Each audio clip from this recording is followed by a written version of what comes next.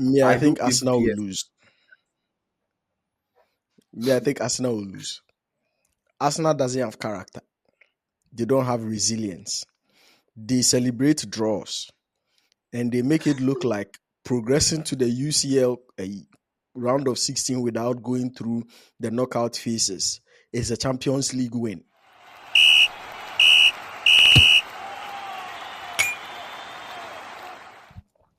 Hi everyone. UCL week is upcoming. There are teams that are not supposed to be there, like Arsenal.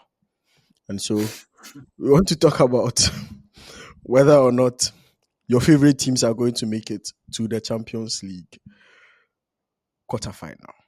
Now, I wanted us to map out the entire Champions League draw and see who is going to win.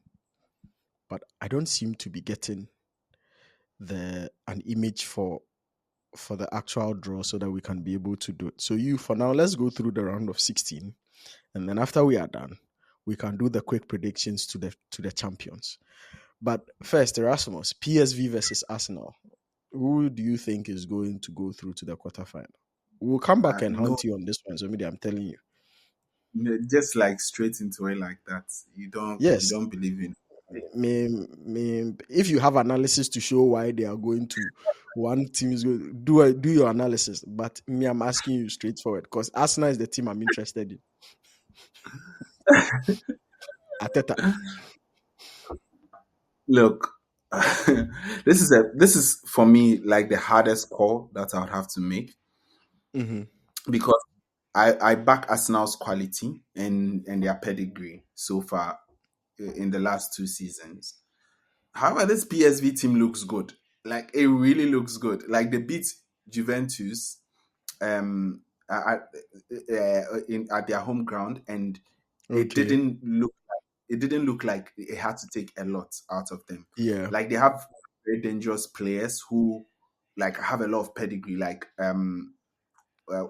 Perisic, like Noah Lang, who are very very good, like Bakayoko, who are very very very good. Yeah. So I think on that day, I like to think that when it's the knockout round, sometimes the pedigree counts. If a team can be very, very solid, things like that. Because PSV, Yeah. even though they have very, very great attackers, at the back, they still look a bit shaky.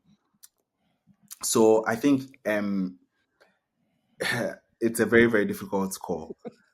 Hey, And without Arsenal media, this is strikers, already a win. The fact that you are trying to make it a difficult call, the fact that it's a difficult call between Arsenal and any team is a win oh for me, no, which it's means Arsenal will not this go through. PSV.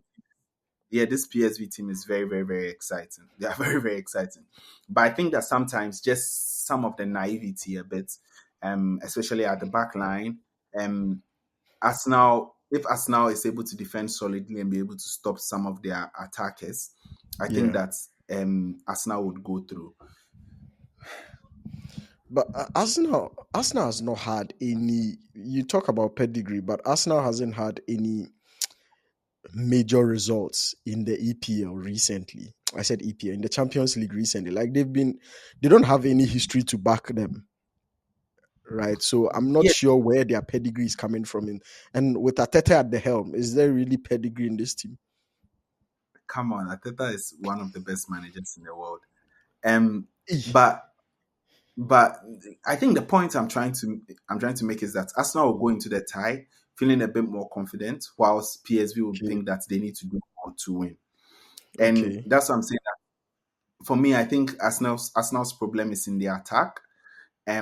But I don't think the defense of PSV is strong enough for me to say that they can shut out any Arsenal attack. And yeah, Arteta has found a way to win games even without his attackers in there. I don't think he will have Saka or Havertz ready before. Like I think Havertz even out for the rest of the season before this game.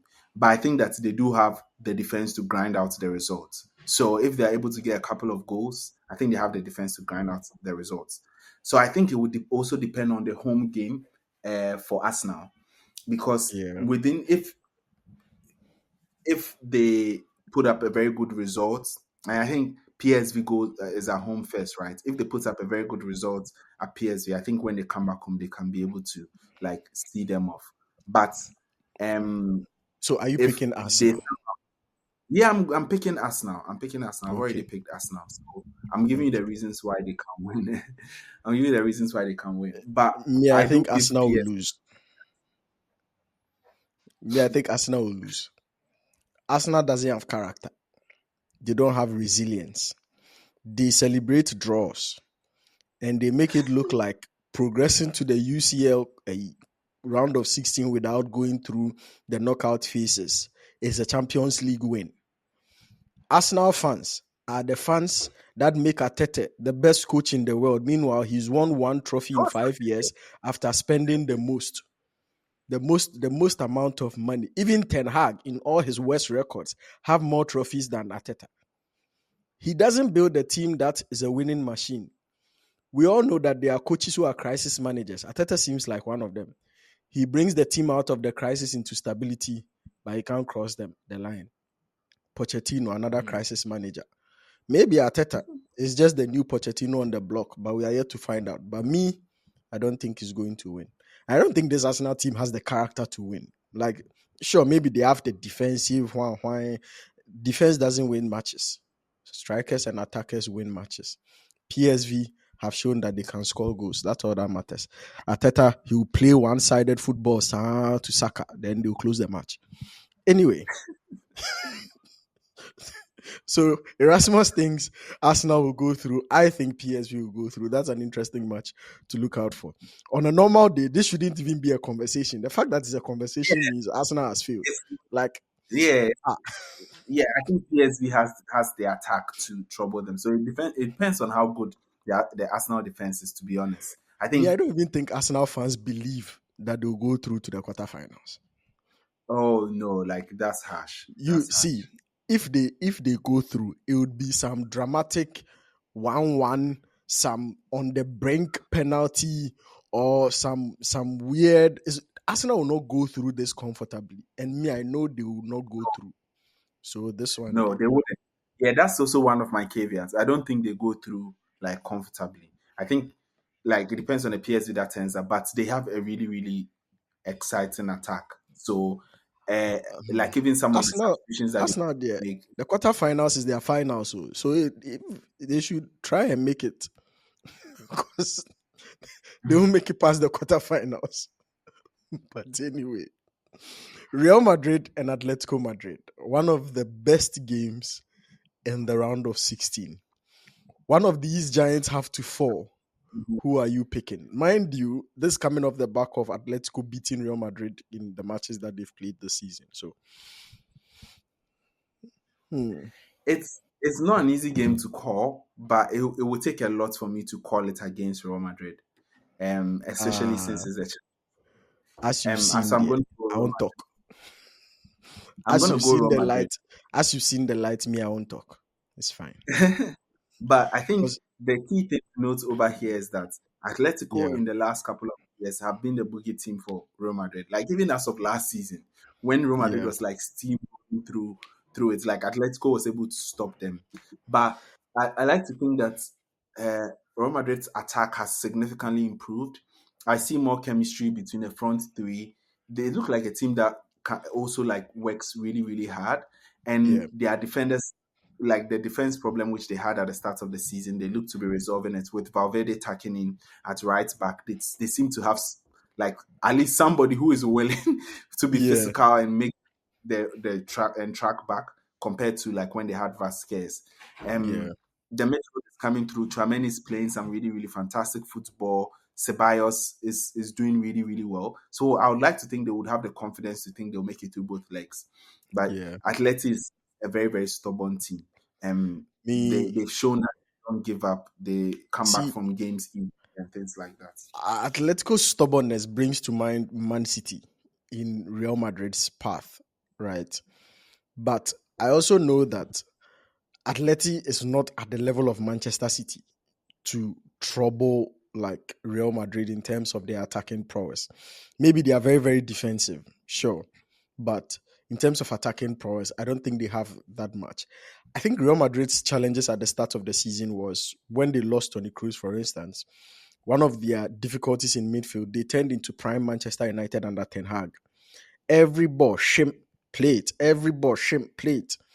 And so their tempo of play was so terrible and abysmal that they were not like controlling games, which meant that they were always in trouble and always on the transition and always struggling to keep up the pace of the game.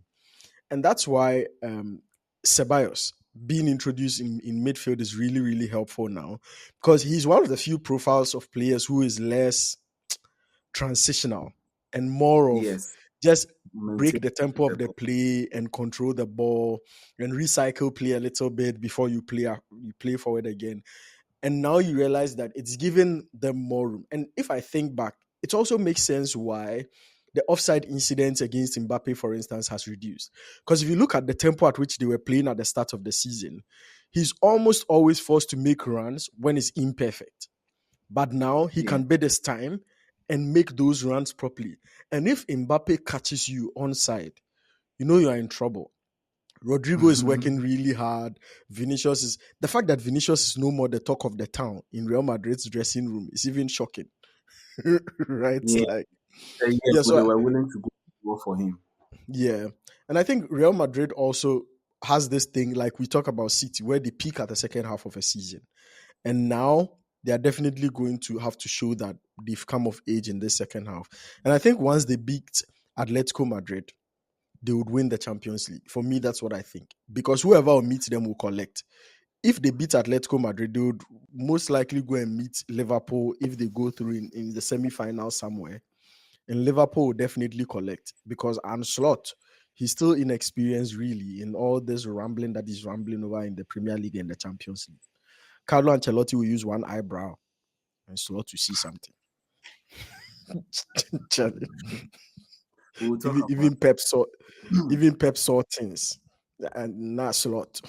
it. So anyway, yeah, I think both of us are calling Real Madrid. Let's see. But Diego Simeone is a coach I love so much. So to call against him, but yeah, I think Don Carlos' eyebrow is much more powerful. Anyway, let's let's go to the other side. Another big game is PSG versus Liverpool. And I know PSG were on form in the playoffs, right? Because like Dembele, like Goncalo Ramos, like these guys were on form, and it's like Kvaratskhelia. It's like what do you call it? Enrique had found something, some golden magic bit to sprinkle on PSG to all of a sudden start doing wonders. Do you think they are going to make it out against Liverpool? And do you think this is actually the real test for Anslot in No, this knockout phase of the Champions League? yeah, I think for me, like the PSG test is unique, not in terms of the weight of the tie, but in terms of the style of. Surprise element. Yes, because this PSG team recognize that the reason they were struggling at the beginning of the season is because the kind of football that Luis Enrique wants to play is quite detailed. Like they have Yeah, one style of playing, and they needed to get better at it. Like they didn't have any other alternative options, and this is a team that has like very very dynamic players who are yeah, quick, tricky. So they thrive on one-on-one play. Like they really thrive on one-on-one yeah, play. Liverpool this season has done a lot of one-on-one, 1v1 defending. They don't press really, really high. They are much more conservative than the club teams. Um, and but they're also quite physical and love the one-on-one battles and challenges. And they sometimes like to mix it up with some of the zonal yeah, markings like that. But this PSG team, if you are not very, very fluid, especially in defending and in attacking, you will not be able to beat them. They look very, very yeah, organized, have very, very tricky players. So you have to be like double tagging uh, Dembele, double tagging Kvaratskhelia, double tagging Bakola. And I think that the weakness of Liverpool is in their fullbacks. Like yeah. their fullbacks are not the Robertson, yeah, are not Curtis Jones. for different reasons. Trent Alex. See what Doku was doing to Alexander Arnold, even though even though they Disgraceful. won the game. Oh my Charlie. god, it was disgraceful. Like at some point, I was like, how is he? He just takes the ball and it's like, I'm coming. He picks it. It's like everybody. Then you see Trent calling like, Nipam bro, like trying to get people to help. And he still beats him. Like he can be very, very tired. You can have him at the byline. and he would just Yeah. get past him. And Mo Salah had to be tracking back to be helping, like to be helping Yeah. out Trent. So for me, this shows that if Liverpool play like uh, if Liverpool play like a very very like high pressing kind of football, like PSG. They'll struggle. But the good thing for Liverpool is that they are quite a pragmatic team, always wait for their moments. And the way PSG plays can most likely play into their hands. Like PSG also likes to attack with the fullbacks, and they are midfield players to be quite mobile with the ball. So especially when they make mistakes and lose the ball in transition, Liverpool's transition can kill them off. And they're also a team that So like mentally, I'm just landing yeah, mentally they're really not there because they are quite a young team. So now they've built the fluidity and the chemistry, but yeah. they are still like developing that mental great side of it. And I think Liverpool is quite a team that's quite mature and experienced, so they can be able to handle the game. But I think this will be their most trickiest game. And for me, if they win this game, they can most likely get to the final. The final they don't get because Madrid is on the way anyway. Mhm. But yeah, so who are you calling No, between Liverpool or this is who are you calling for? I call Paris. I call PSG. Hey, Liverpool fans, come and listen. Mumbeti, come and listen. Erasmus, after Liverpool, like if in debate, they'll say breaking first in the Champions League. After Liverpool being top of the Premier League, it's not enough. No, because I think this is the wrong PSG. time to play PSG. This is the Well, wrong yeah, time. that's true also. But for me, I'll still stick with Liverpool. I think and Slot has shown that he can ride such challenges and come out victorious. I just don't think even with PSG, I don't think the squad has the experience. So it's this thing where with PSG, the manager has the experience, the squad doesn't. With Liverpool, the squad has the experience, the manager doesn't. And it's a tricky situation when you're on the pitch Mm. and you need to come out of difficult situations. The players have more control over the situations than the manager. We always talk about managers doing tactical tweaks and all that, but managers react to situations sometimes much more slower than players reacting to situations in like as it's happening. Mm. And for me, if you look at the disadvantages of both squads, I lean heavily much more towards Liverpool making it through I think my than head tells me Liverpool. My head tells me Liverpool, but my heart says PSG because it's also the right kind of team that can beat Liverpool. Like fast, well. fast This is attacking. the point at which we can all use this as a litmus test to check whether you can trust your heart more over your head in any other situation in life. So Probably. let's see. But yeah, next one is Club Brugge versus Aston Villa. Who Marcus Rashford's Aston Villa, Unai Emery's Aston Villa. Yeah, I think no. Club Brugge, like I would have called Club Brugge because they've shown like they're a team that's really organized, very very very well. Yeah, And they have some really really good players. Like in attack, I think uh, I'm trying to remember the name of the attacker. Is a Greek player, Tokole, so hmm. I mentioned it wrongly, and who is also quite experienced. But I think Yeah. against Villa, they are going to face a different test. This is an Unai Emery side which is also very, very structured, very, very disciplined. So you are less likely going to catch them on breaks, things like that. Um, uh, and I think that Villa now has reinforced their attacking options to be able to ride out very, very teams that are like would sit back. They have the ability to be able to ride out the attacking waves till a point at which the teams break down. So I think over the two left legs, I'm more likely going to call Villa, but I think that Club Brugge Okay. has what it takes to pull a surprise.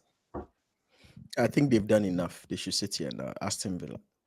Next is is Benfica versus Barcelona. This game I call Benfica. I think this probably will be one of the best games of the round. Um, Yeah.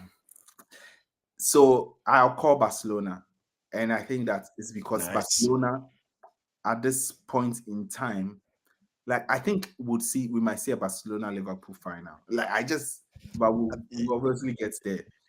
But I just think that There is okay. the quality Mhm. of Barcelona in terms of the way in which they are able to intensify games and overwhelm opponents Yeah, is too huge.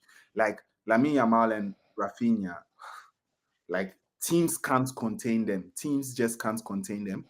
So I think it's about them being able to have that defensive solidity. And Benfica's defense has not been great over the season. They've struggled quite a bit. But they're also quite well organized at the back and have some very, very good attackers also. So I would like to think that if Benfica's game goes to plan, where they're able to use some of the pace of some of the attackers like at Koglu, extra who have the legs to be able to run, because this Barca defense, the only way to attack them is with speed and like yeah. break their lines. Then I think they may stand a chance. But I think 90% very sure that Barcelona goes through. Me, Benfica is a stubborn team, and that's all they need to beat Barcelona. So Mhm. Benfica will go through. Dortmund and Lille. Like this is a game that I hate to call, to be very honest. For me, because Dortmund are last year's finalists, Dortmund. This Dortmund team, I don't know. Like I don't know for them. Like and Lille have been I don't think they show up in the league, and that's Dortmund's issue. I don't think they show up, but they've been in the Champions League. They seem to have some issue with it recently to sort of have character in the Champions League. So but also like if you look at it, Lille beat Real Madrid.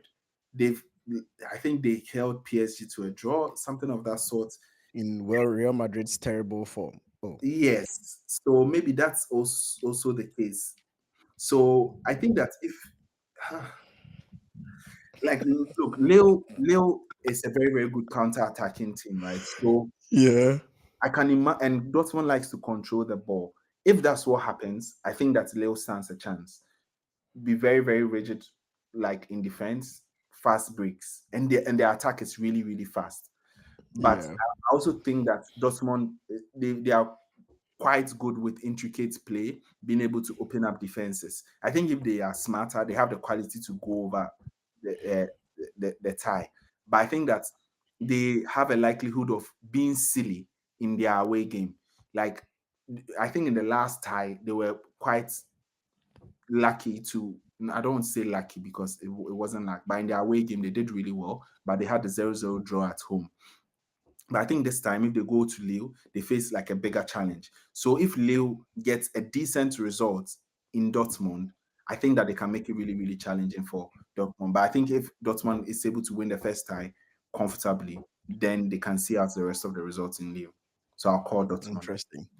Bayern and Leverkusen. I think it's a Bayern win.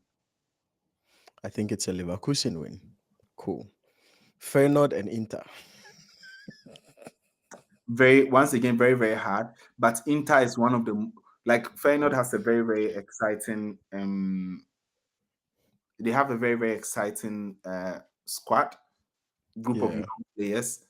But even against AC Milan, I could see that they had to like really, really push. I think Inter just has the quality to dominate the game, especially defensively and lock out Feyenoord's attack, which to be yeah. honest, it's not like they are because they've lost a lot of players, like they lost Santiago Jimenez, brought in a new striker against like experienced centre back in Inter. You will not get some of the chances that Milan was giving them. Okay. Well, this is a time where you do the road to the Champions League trophy. Hmm. I say PSV Arsenal, PSV, Real Madrid, Atleti, Real Madrid. Real Madrid makes the semi-final. Paris, Liverpool, I call Liverpool. Club Brugge, Aston Villa, I call Aston Villa. Liverpool make the semi-final. Real Madrid make the grand final from that clash between Real Madrid and Liverpool. Benfica, Barca, I call Benfica. Dortmund, Lille, I call Dortmund. The semi-final, Benfica makes the semi-final, beats Dortmund. Bayern, Leverkusen, I call Leverkusen. I call Inter to beat Feyenoord, and I call Leverkusen to make the semi-final and beat Benfica to the grand final. So my finals for Champions League is Real Madrid versus Bayern Leverkusen, and Real Madrid would win the trophy. Okay. Erasmus, let's go. I think PSV Arsenal goes through, faces Real Madrid. Real Madrid goes through comfortably to the semi-final. Paris, Liverpool, still very, very tough for me. But I see, I see Paris going through. I'd love to see a Liverpool Real Madrid semi-final. So I can do both here. I can have Liverpool. No, no, no, no, no, no. We are not doing both. Stick No, to one. Stick to one. because I think the team that wins that tie goes through to the semi-final. So Ah, so stick to it. PSG facing Aston Villa. I think PSG Yeah. has the wits to go through, and then we can Okay. see a Real Madrid PSG final, semi-final, and I don't think that Real Madrid would let's see a final and not be in it, right? And then Benfica Barca, I Okay. think Barca goes through. Dortmund Lille, I think Dortmund goes through, but I think Barca beats Dortmund to get to the semi-final. And Bayern Leverkusen, I think Bayern goes through.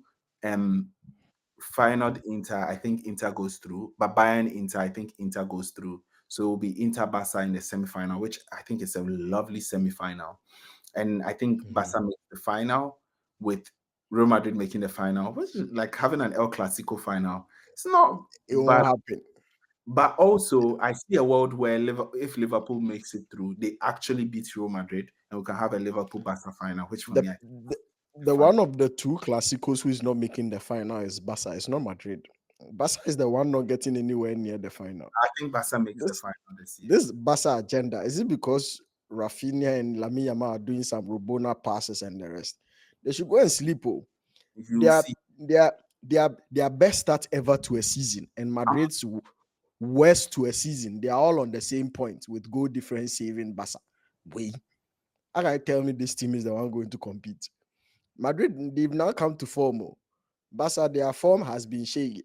So we'll be back. But anyway, Erasmus has made the score. He thinks there will be an El Clasico grand final. And he even thinks that if anyone would miss the El Clasico, it's Madrid. I disagree. Asa, they're not even making it to the quarterfinals. Round of 16, nah, Benfica will show them shaggy and show them Pepe. But this will be an interesting round of matches to watch, obviously. And I think after the first leg, we'll definitely do some discussions and give Erasmus the opportunity to change some of his views after he sees the first leg results. but yeah, thanks for joining us on this breakdown to look at the Champions League roadmap to the quarterfinal and also a prediction of who eventually wins the Champions League. I think Real Madrid as the kings of the Champions League, and I think Mbappe just wants to win the Champions League with Real Madrid, and I think that story, no matter what, has to be written. But that being said, the Barca sympathizers are on the other side of the screen, and I hope they smile at you as Barca fans watch. Thanks, and see you on the next episode.